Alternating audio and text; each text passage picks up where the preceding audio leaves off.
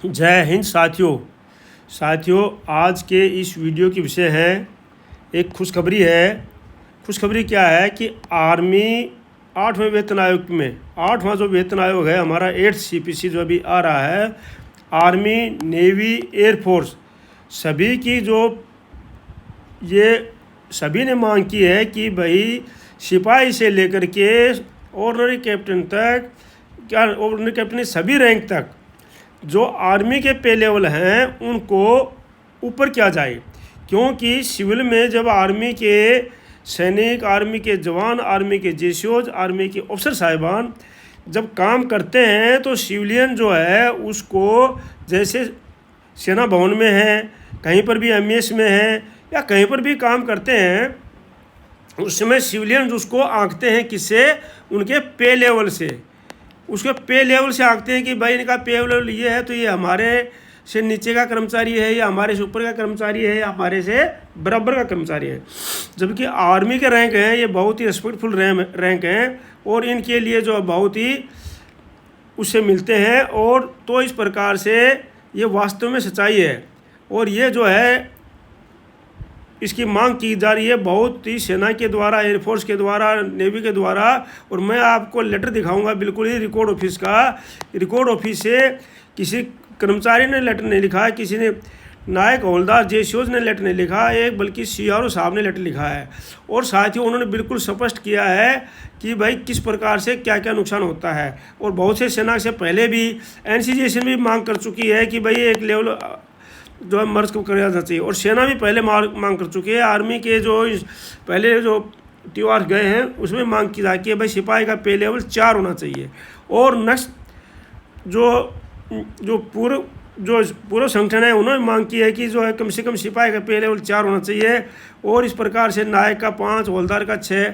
और दूसरी बात है कि आर्मी के द्वारा भी मांग की जा चुकी है कि भाई जेसीओ जो है ये गजेटेड ऑफिसर है, तो गजेटेड ऑफिसर का जो रैंक पे लेवल आता है वो पे लेवल 8 से शुरू होता है, वो पे लेवल 8 से शुरू होता है। तो इस प्रकार से सारी मांगें हो चुकी हैं। मैं आपको एक एक चीज़ करके दिखाऊंगा। तो अगर आप इस चैनल में नए बने तो सब्सक्राइब जरूर कर लीजिए, लाइक कर दीजिए और शेयर कर दीजिए। अभी चलते हैं समझते हैं कि किस प्रकार से हमारे पे लेवल को अप करने की मांग की जा रही है।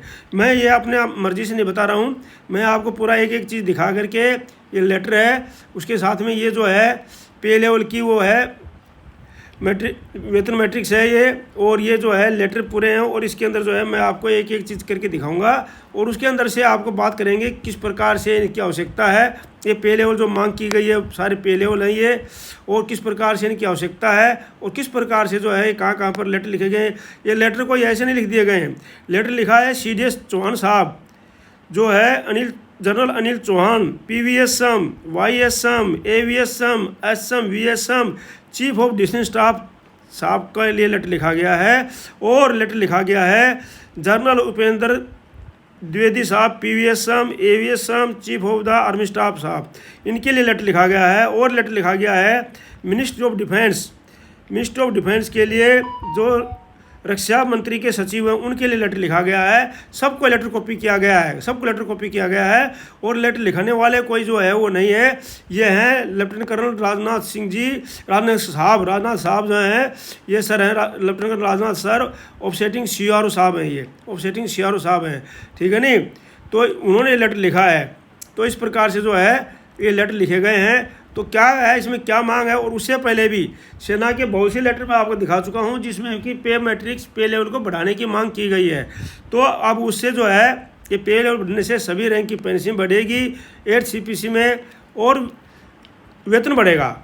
और ORP 4 में जो जेसीओज की ORP 2 में और 3 में पेंशन बढ़ने की बजाय कम हो गई, उसका कारण यही था कि वो जो है 7वें वेतन आयोग में जो है जेसीओज की अनदेखी की गई थी। इसके कारण उनकी पेंशन जो है कम हो गई। अब जो है ये पूर्ति ORP 4 में आपकी होगी। तो साथियों किस प्रकार से मांग की गई है, कौन से लेवल को किस किस पर डाला जाना चाहिए, ये मांग की गई है लेटर के अंदर द्वारा, सेना के द्वारा और CRO साहब के द्वारा। तो देखो सिपाही आर्मी का, एयरक्राफ्ट मैन एयरफोर्स का, सीमैन नेवी का, ये अभी वर्तमान में पे लेवल 3 में आते हैं। और इनकी जो बेसिक पे है, स्टार्टिंग पे जो एंट्री पे लेवल है वो 21,700 है। अब इनको बुलाया गया है कि भाई इनको डालना चाहिए पे लेवल 6 में, और इनकी एंट्री पे लेवल होना चाहिए 35,400। इसी प्रकार से नायक आर्मी के, कॉर्पोरल एयरफोर्स के, लीडिंग सीमैन नेवी के, इनका जो पे लेवल 4 में है 7th CPC में, और 25,500 इनकी बेसिक पे एंट्री पे है। तो इनको बोला गया है कि भाई पे लेवल 7 में डालना चाहिए, 44,900 बेसिक पे जो एंट्री पे है होने चाहिए। इसी प्रकार हवलदार आर्मी से, सर्जेंट एयरफोर्स से, PT ऑफिसर नेवी से, ये अभी पे लेवल 5 में आ रहे हैं, और इनकी बेसिक पे 29,200 स्टार्ट में है। और इनको बोला गया कि भाई स्टार्ट में जो बेसिक पे है वो पे लेवल 8 में होना चाहिए, और पे लेवल 8 में 47,600 होना चाहिए, जो अभी क्या अभी सूबेदार मेजर्स आते हैं आर्मी के अभी वर्तमान में। और नायब सूबेदार साहब, JWO साहब, जूनियर वारंट ऑफिसर साहब, चीफ PT ऑफिसर साहब जो नेवी के हैं, ये आते हैं अभी पे लेवल 6 में, जो कि गजेटेड ऑफिसर है, लेकिन इनको गजेटेड ऑफिसर की पे लेवल नहीं मिल रहा है, क्योंकि गजेटेड ऑफिसर का पे लेवल 47,600 है, वो नहीं मिल रहा है इनको। तो इनको बोल दिया गया है कि भाई ये जो है पे लेवल 9 में आना चाहिए, 53,100 के अंदर होने चाहिए। उसके बाद सूबेदार साहब, वारंट ऑफिसर साहब, और मास्टर चीफ PT ऑफिसर साहब, आर्मी, एयरफोर्स, नेवी, ये पे लेवल 7 में आते हैं, ये भी गजेटेड ऑफिसर हैं, लेकिन अभी गजेटेड ऑफिसर की पे एंड पेंशन नहीं मिल रही है, तो इनको भी मिलना चाहिए 44,900, पे लेवल 10 में मिलना चाहिए 56,100 में। सूबेदार मेजर साहब, मास्टर वारंट ऑफिसर साहब, मास्टर चीफ PT ऑफिसर साहब, ये पे लेवल 8 में आते हैं, और इनको डालना चाहिए 10B में 56,100 में। और ऑर्डिनरी लेफ्टिनेंट साहब जो है पे लेवल 10 में आते हैं, इनको डालना चाहिए पे लेवल 11 में 56,100, इनका 67,700 होना चाहिए। ऑर्डिनरी कैप्टन साहब जो अभी पे लेवल जो है, और इनके इक्विवेलेंट रैंक जो है आर्मी, एयरफोर्स, नेवी के, पे लेवल 10B में आते हैं, इनको होना चाहिए 56,100, और पे लेवल 56,100 में है अभी, इनको पे लेवल 12 में होना चाहिए 78,800 में। तो साथ ही इस प्रकार से मांग की गई है, तो ये मांग बिल्कुल जायज़ है, क्योंकि आपको पता है कि तभी जो है सिविलियंस के जो है, चाहे अधिकारी हो हमारे, चाहे ऑफिसर साहिबान हो, चाहे JCO साहिबान हो, चाहे जवान हो, NCO हो, वो तुलना इसी से करते हैं। और इसलिए उन्होंने लिखा है, ये लिखा है इन्होंने हमारे कर्नल साहब ने लिखा है कि भाई CRO साहब ने, और यहाँ पर लिखा है इनको, ये सब जगह लिखा है इन्होंने, PCDA वगैरह को, CDS को, और भाई लिखा है कि भाई हमारे को जो है ये जो किस प्रकार से ट्रीट किया जाता है सिविलियन के द्वारा, पे लेवल के द्वारा, JCO जो वार्स जो JCO NCO है उनके बारे में लिखा है उन्होंने, ऑफिसर साहिबान के बारे में लिखा है, और कि भैया उन्होंने किस प्रकार से वो पे लेवल को दे करके ट्रीट करते हैं। ये पे लेवल मैट्रिक्स है साथियों, पूरा आप दे सकते हैं, इसमें पहले क्या था अभी क्या है, क्या होना चाहिए, ये पूरा 18 लेवल तक।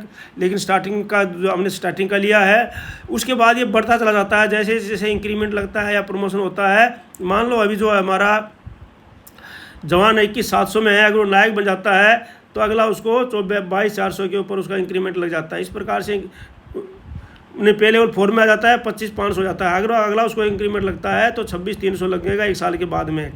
और फिर अगर वो हवलदार बन जाता है तो उसके बाद अगला वाला इंक्रीमेंट लग करके उसमें आ जाएगा वो। तो इस प्रकार से पे लेवल बढ़ता जाता है ये। तो ये साथियों 7 CPC का है। लेकिन अभी जो देखो पूरा इन्होंने लिखा है कि भाई जो है किस प्रकार से JCOs को जो है JCOs ये लिखा है section 132(3) of code of criminal code 1973 ये लिखा है साथ ही इसमें, include of commission officer gazetted और in pay officers of the armed forces including JCOs, warrant officers, PT officer, NCO under legal term officer.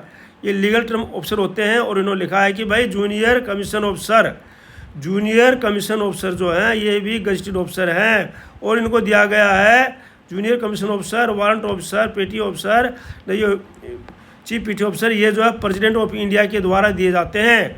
और आर्मी वेलुम 1 1987 के द्वारा, रेगुलेशन नंबर 121 आर्मी एक्ट 1950 के द्वारा दिया गया है। और इनके लिए बताया गया है कि जूनियर कमीशन ऑफिसर जो है, ये बताया गया जूनियर कमीशन ऑफिसर जो है आर्मड फोर्सेज का or gazetted as well commission officer. जैसे कमीशन ऑफिसर ऐसे वो भी गजेटेड ऑफिसर हैं। तो ये पूरा दर्शाया गया है साथियों इसमें। तो इन्होंने पूरा एक पॉलिसी लेटर नंबर दिए हुए हैं, सब कुछ दिया हुआ है CRO साहब ने। और ये पेज नंबर 2 है। और आप देख सकते हैं पेज नंबर 3 में पूरा दिया है कि भाई कौन सा रैंक किस उसमें आना चाहिए। ये सारा पॉलिसी लेटर नंबर दिए हुए हैं और इसके अंदर सारा लिखा हुआ है कौन सा रैंक किस के अंदर आना चाहिए। और साथियों इसमें उन्होंने लिखा है कि ये जो जितने भी जो पीछे के कोर्ट केस वगैरह जो भी दिया है उसके बारे में लिखा है। उन्होंने बोला है कि माननीय न्यायालय ने बोला है कि भाई जवानों से JCO NCO से जो है ये रिकवरी नहीं की जाए अनथराइज रिकवरी, लेकिन फिर भी 4 लाख तक की रिकवरी जो है ये की जा रही है, उसको स्टॉप करना चाहिए, ये भी उन्होंने बताया है। और साथ ही उन्होंने बताया, देखो CRO साहब ने लिखा है कि किस प्रकार से भैया जो है ये लिखा है उन्होंने साहब सभी को कि पे लेवल का अप होना चाहिए। और सारा पीछे का भी इन्होंने दिया हुआ है कि पीछे जो 3rd CPC के अंदर कितना था और उस समय जवानों का तनख्वाह अच्छी होती थी और पेंशन भी अच्छी होती थी, लेकिन 6ठे वेतन आयोग खासकर 7वें वेतन आयोग के अंदर तो JCOs की तो बिल्कुल ही कम हो गई है। और उन्होंने JCO साहब ने लिखा है कि किस प्रकार से जो है keeping in view fact about the following pay level could have been given non commission officer NCOs को, junior commission officer, warrant officer, commission officer, armed forces को किस प्रकार से पे लेवल देने चाहिए। और उन्होंने लिखा है कि various class 2 gazetted officer in central civil service हैं, वो पे लेवल 10 में आते हैं। देखो इसमें क्लियर लिखा है साथियों कि class 2 gazetted officers in central civil service were granted pay level 8, 9 और 10। 8, 9 और 10 में दिए गए हैं जो गजेटेड पे ऑफिसर हैं, सिविल के गजेटेड 2 पे ऑफिसर हैं। और हमारे दिए गए हैं पे लेवल 6, 7 और 8 जो हमारे गजेटेड ऑफिसर हैं जो JCO साहिबान JCOs। ये साथियों क्लियर लिखा है इसमें, देखो I would also be highlight that under the 6th CPC NCOs were granted पे ग्रेड 2400 और 2800 एंड पे लेवल 4 and 5।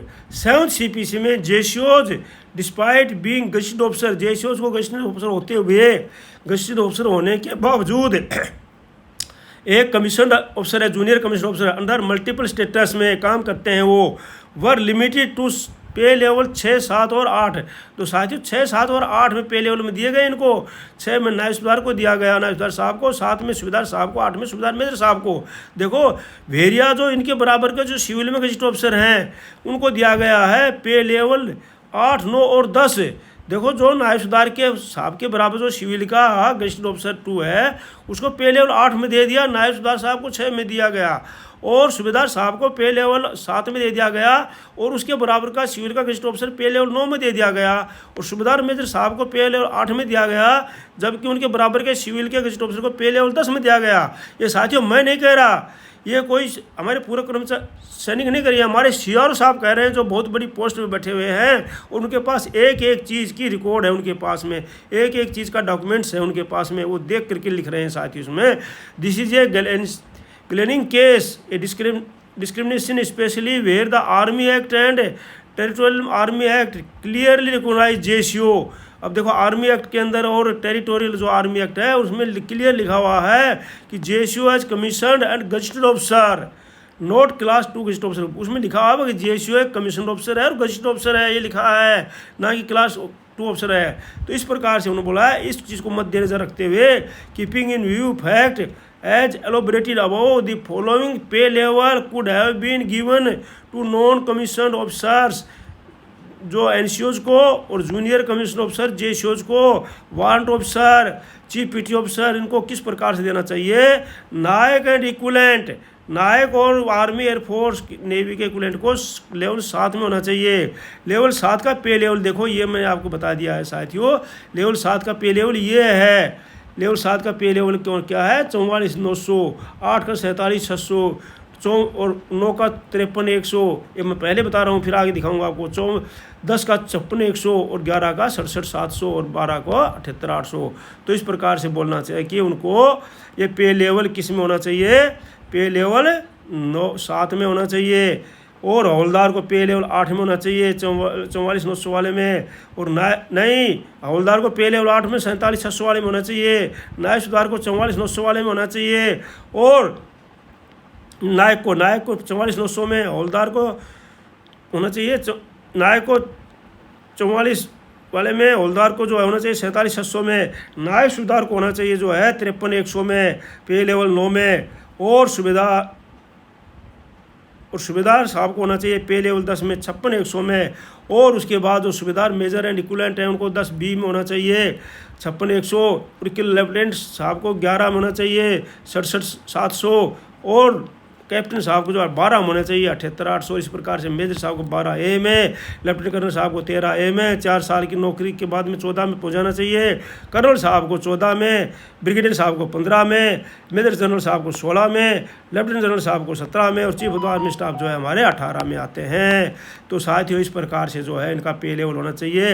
ये पूरा लेटर लिखा है, लेटर लिखा हुआ है जनरल अनिल चौहान साहब को, PVSM, YVSM, AVSM, SM copy की गई इनको, chief of the defence staff को।